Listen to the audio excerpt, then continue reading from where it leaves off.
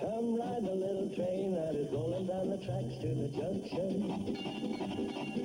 Forget about your cares, it is time to relax at the junction.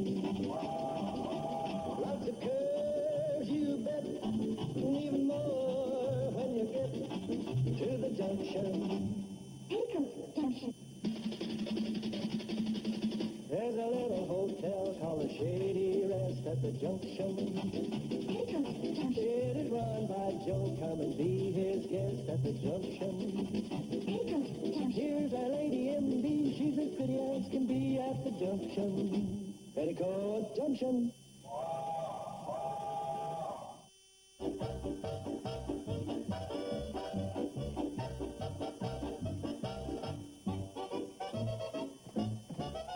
Morning, Billy Joe. Hi. Whatever did I smell? I think I just gained 5 pounds. Well, it's flapjacks, homemade sausage, and corn muffins with apple butter. Make that 6 pounds. Where's Uncle Joe? Don't worry. He'll be here.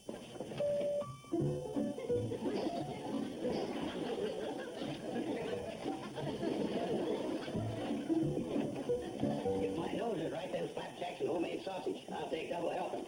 It is, and you will not, you Weight Watchers dropout. I don't have to watch what I eat anymore.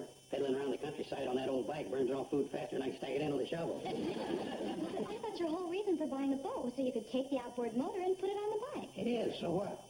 Uncle Joe, if you motorize the bike, it will do the work. You won't burn up any calories. Whole trouble started when they gave women the vote. Morning, Bobby Joe. How many flapjacks do you want?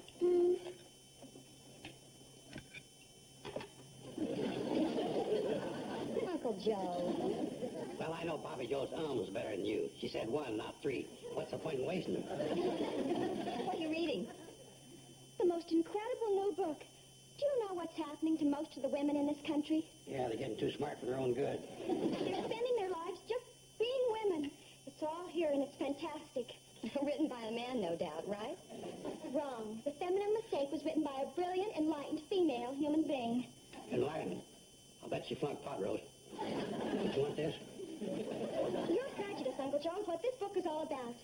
You are denying me my humanity. Not to mention your flapjack. I've decided not to join that pathetic female brigade who waste all their time on old, worn-out excuses like husbands, babies, and homemaking just to get out of becoming a real person. Well, excuse me. I have to go look in on Mrs. Huxley. Poor Mrs. Huxley. A wonderful husband. 4 fat, healthy, beautiful babies in 7 years. If she only knew how she was wasting her time. Listen, do you think it would strain your humanity too much to clear off the table for me? I've got to start packing for my tour. You're lucky, Billy. You know who you are. I sure do. A struggling singer who's rapidly becoming an old maid. Here. I admire Billy. She didn't fall into this drip-dry trap of artificial domesticity. That sounds pretty fancy. If you're not keeping house, just what are you supposed to be doing? Working. Building a career. Actualizing my full potential. Suppose your full potential is just keeping house. That would be too pathetic for even words. It all sounds pathetic. A woman is not a reed who will sway to the will of a masculine wind. She must be a strong tree with her own roots.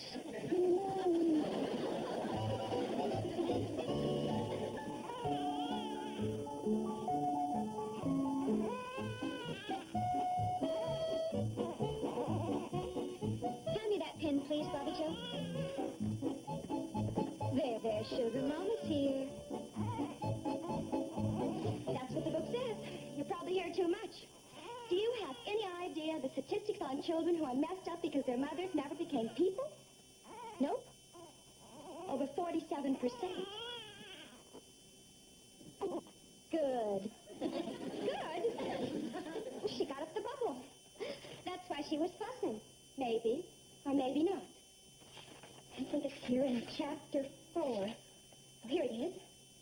Maybe she senses your resentment. Resentment? No, it's not sterile. There's another one on the counter. Would you get it for me, please? We're way behind schedule. Would you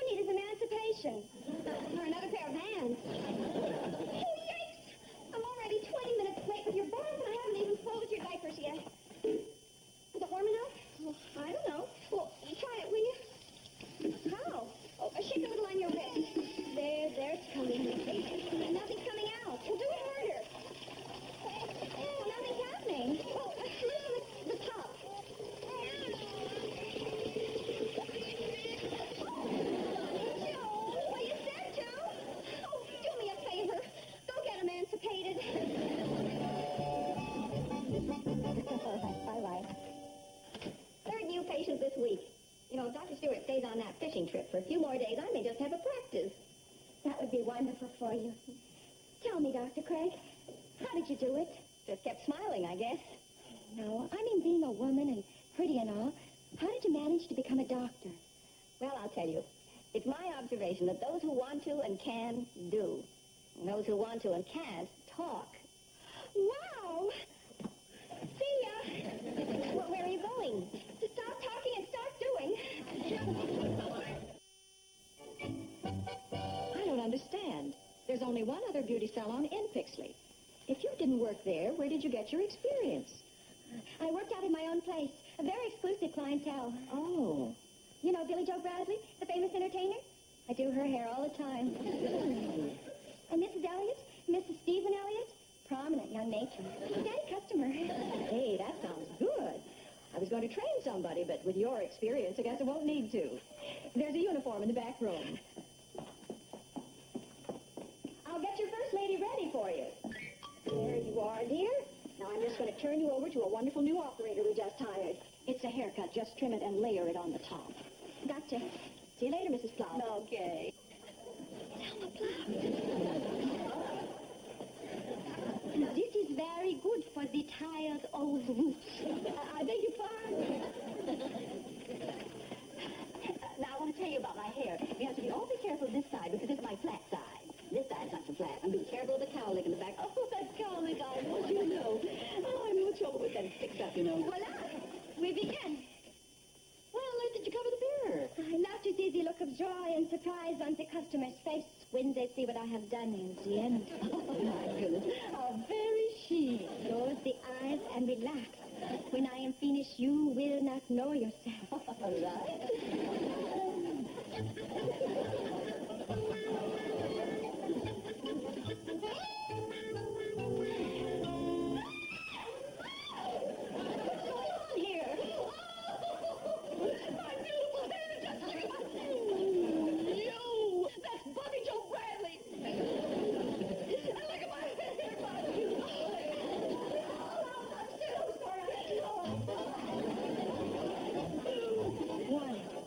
Dramatic flair to demonstrate surefire products. Pixley Department Store. Believe it or not, ladies, these small objects may be used to perform 27 different functions. It cuts. This one peels. It crushes and squeezes. They do everything but walk your dog. This one cuts.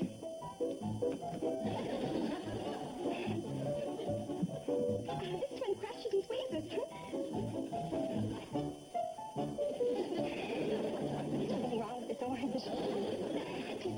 Oh.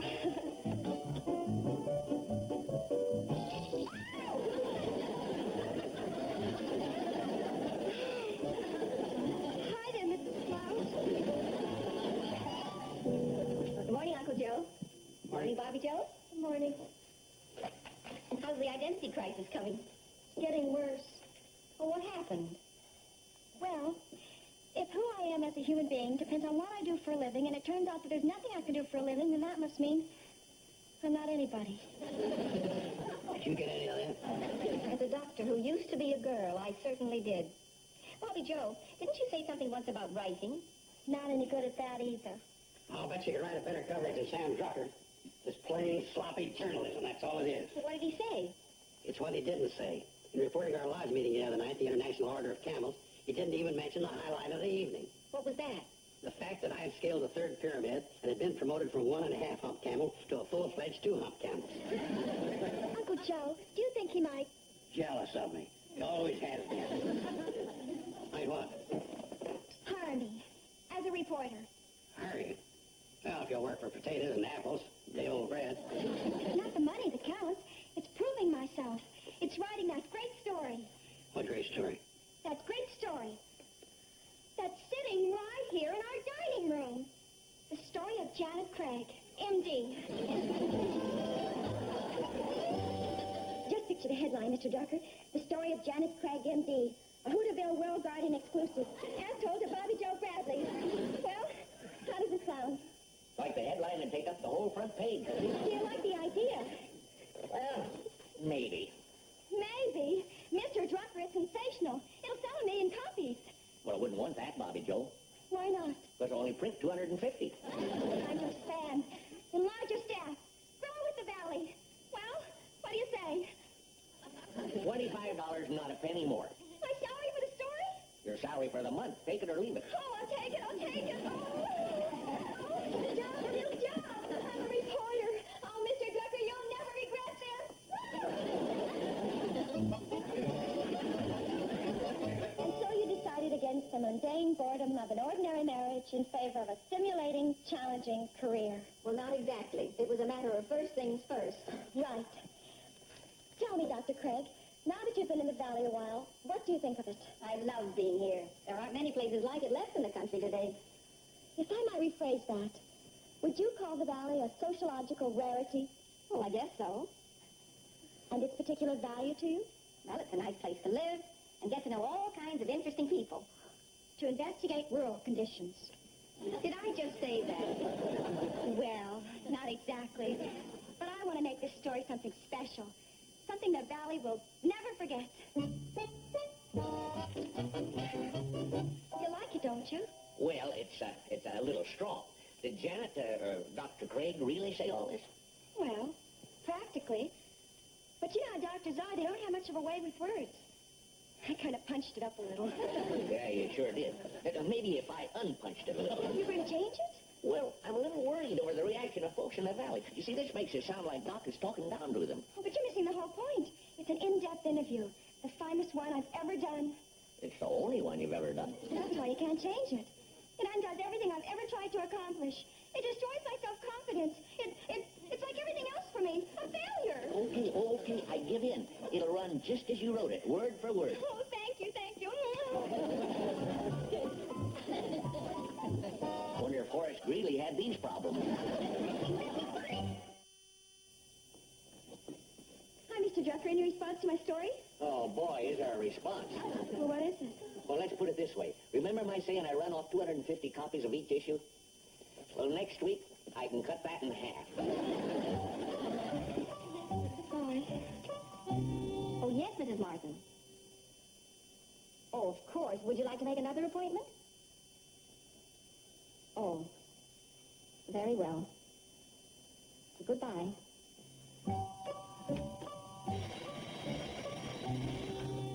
Dr. Craig speaking. Oh, hello, Selma. You're canceling, too. Yes. We've decided that Henrietta's allergy can be treated in Pixley. That is until our own doctor gets back. Well, that's your privilege, of course, but would you mind telling me why? Well, first of all, Dr. Craig, around here we think of ourselves as ordinary people just like anyone else. Oh, Selma, I didn't say any of those things in Bobby Joe's story. And I'll tell you something else.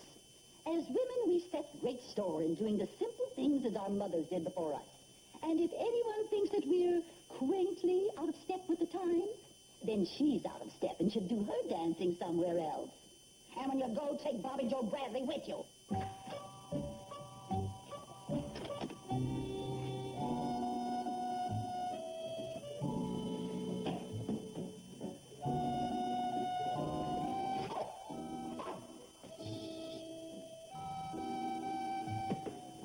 I have to go now, old friend. I don't want to, but there's nothing left for me here. Oh, dog. I didn't mean for that story to come out the way it did. Seems like nothing I do turns out the way I want it to. Maybe in Riverdale. Watch over the place. Okay?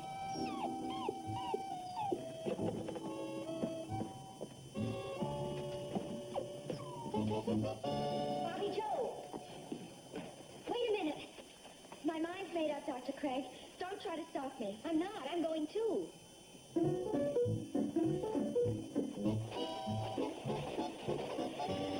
I didn't think you'd want to talk to me after what I did. I'm very ashamed and very sorry. Apology accepted. Where are you going? Riverdale. To start a new life. Where are you going? To Pixley. Buy a ticket to New York. New York? I, too, am going to start a new life. And then when you said she wasn't here, we went by Doc Stewart's office. But she wasn't there either. I think that story drove her away. Well, if Dr. Craig really did leave, she's on her way to Pixley right now. We can't get there in time. Maybe not, but we can sure try. in the world is this? My new invention. Keep your fingers crossed. She'll do 50 if I can get her started. On land or water? Here, I've got to jump on her just as she starts. You pull this string. Okay.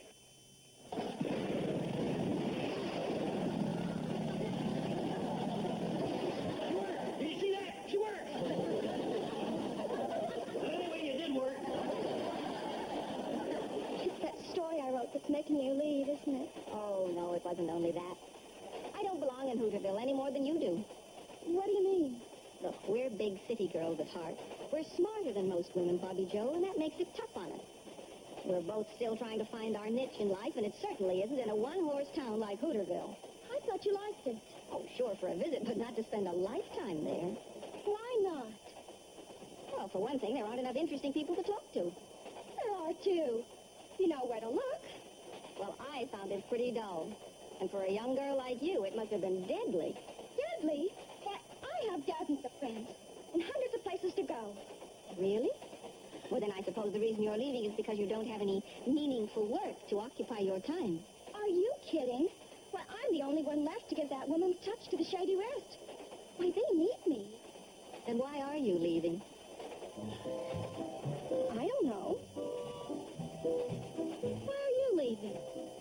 Because I felt unhappy, dissatisfied, and a little foolish. Dr. Craig, don't you know that when you're running away, you can leave everything behind you but yourself? That's a good thought. What you've got to do is face up to people and show them that you're not really what they think you are. You really think so? Oh, I know so.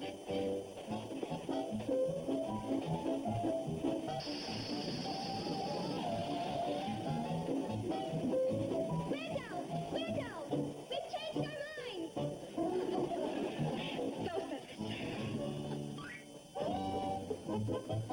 Oh, here, just a minute.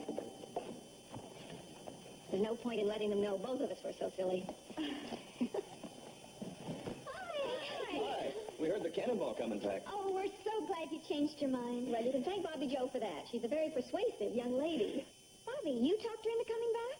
Well, She certainly did. Well, for gosh sake, why don't we all go up to the hotel and have a homecoming party? Well, honey, take Janet's Sure, gun. I'll take it. Thank you. You, sure? Yeah.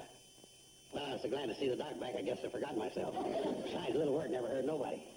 Oh, I gotta write this down in my diary. Go on, you two. Uncle Joe, about that suitcase, Oh, don't worry, Doc. I'll see that it gets to Bobby Joe's room. you knew all along. Well, BJB don't stand for Janet Craig. Besides, you're a doctor. And? You wouldn't leave without your medical bag. Amazing, Mr. Holmes. Shall we? Say, what I just said about being glad you're back, that still goes. Oh, thank you, Joe. Your engagement was a success then, eh, Billy Joe? Yes. But you know, it's funny. I'm always happy to be back home. Naturally. Running around from town to town like that can upset a person's appetite. Good morning. Good morning. Hi. What in the world is that? What's what? That. Oh, you mean this? Well, I think I finally found the real me. No kidding. Again? Do you know where women are making their greatest strides today? In science. And you're going to be an astronomer. Can you think of anything more thrilling? Exploring the universe, unlocking age-old secrets of the heavens, maybe even discovering a comet. Well, it certainly sounds fascinating. When is all this going to happen? Starting tonight. I'm going up to Mount Wendy. That is, if Jeff's free to go along with me.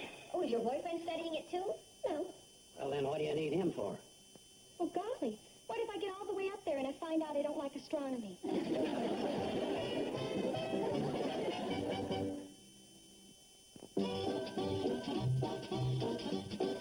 This afternoon, beginning at 5, don't miss the fun and laughs on Amen and Give Me a Break. Then, stick around for the action and adventure on Night Rocket and the A-Team. Now, stay tuned for Green Acres, next, here on TV 39.